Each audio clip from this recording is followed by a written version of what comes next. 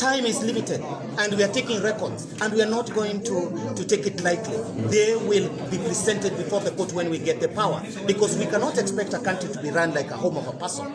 We want a country that is run by the rule of the law, that a country that observes the constitution. There was tension at Statehouse earlier this week after an unexpected threat emerged online. Patrick Soi, a former Kenya Defense Forces soldier and one-time operative in the United States Military Special Forces, became the center of national attention. The ex-soldier had posted a video on social media dressed in full military gear and brandishing firearms. The video went viral, raising serious concerns within President William Ruto's inner circle and prompting swift action from the Directorate of Criminal Investigation, DCI. There are some characters whom I saw online that they are calling themselves forces fighting police brutality, and yet they were carrying guns and dressing using jungle attire, trying to intimidate the people of Kenya.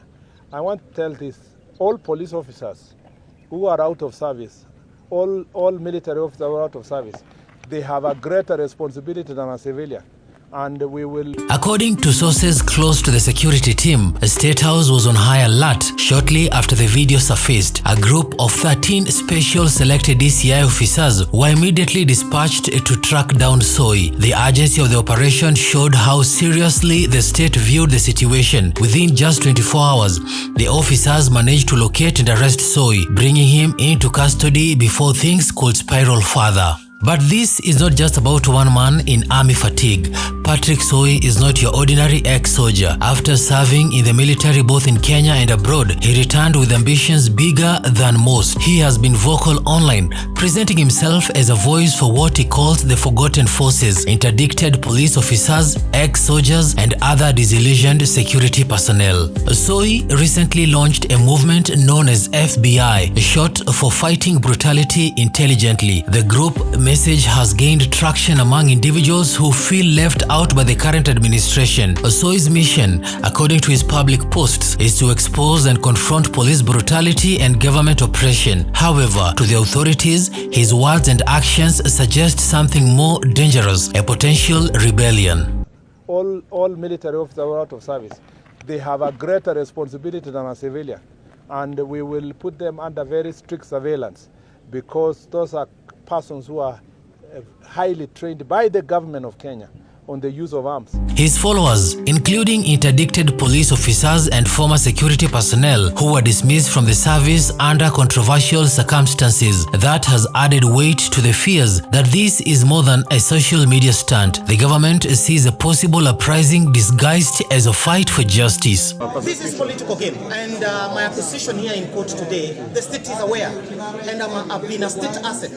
So Dr. William Ruto, the president of this country, understands my capability as a person, where I worked in 2014 as one of the most elite person in this country in matters of security. So, having served in the capacity of ground force commander in this country, he understands the capability that we are able to do, and we are not going to let it go. We must deliver and make sure that brutality in this country is stopped, injustices are stopped, bad governance is stopped.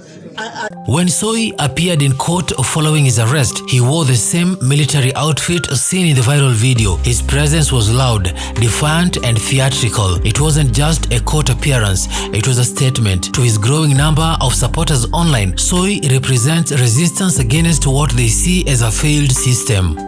Is that you should never, ever take commands that are unlawful.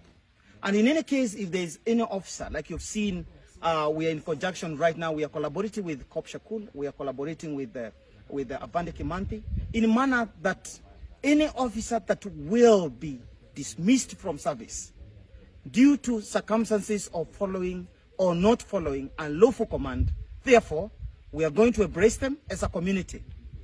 This arrest came at a time when President Ruto's administration is already dealing with increased public frustration. The economy remains strained, cost of living continues to rise, and protests against the government have become more frequent. Young people, in particular, have taken to the streets and social media, demanding better leadership, more jobs, and accountability. Soi's sudden popularity is a reflection of the large anger bubbling under the surface. He represents a different kind of resistance, not from politicians or activists, but from trained, disciplined individuals who once served the state. That fact alone makes the government extremely nervous.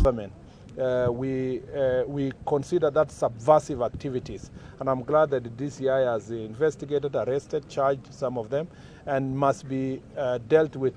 We know they are establishing a military wing of their political activities. We will not allow that. Let me be very clear. Those officers who are doing politics in office or exiting office to go and carry out criminal activities must be dealt with family. Sources close to the presidency say there was a late-night meeting at Statehouse just before Soi was arrested. Intelligence reports had indicated that his movement was spreading faster than expected, especially among former service members. Some within the system fear that if not stopped early, the movement could grow into something harder to control. For Ruto, this situation adds to a growing list of political and security headache. His presidency has not been short of controversy and opposition, but this incident with Soi presents a new and dangerous kind of challenge. It's not about a few tweets or street protests. It's about trained individuals who know how to organize, strategize, and potentially resist the very government they once swore to protect.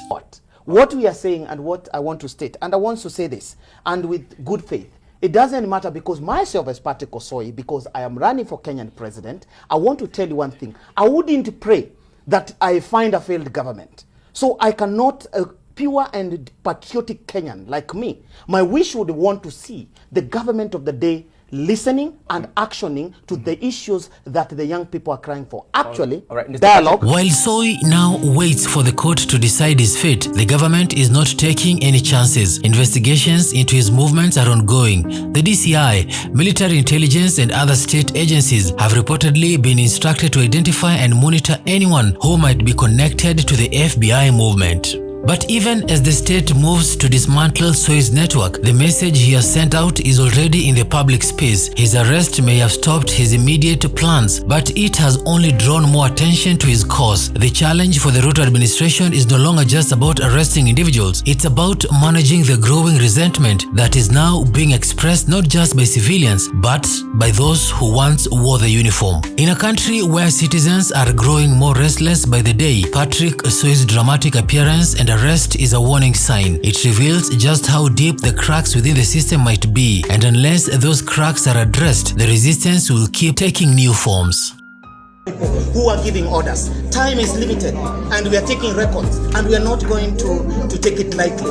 They will be presented before the court when we get the power, because we cannot expect a country to be run like a home of a person.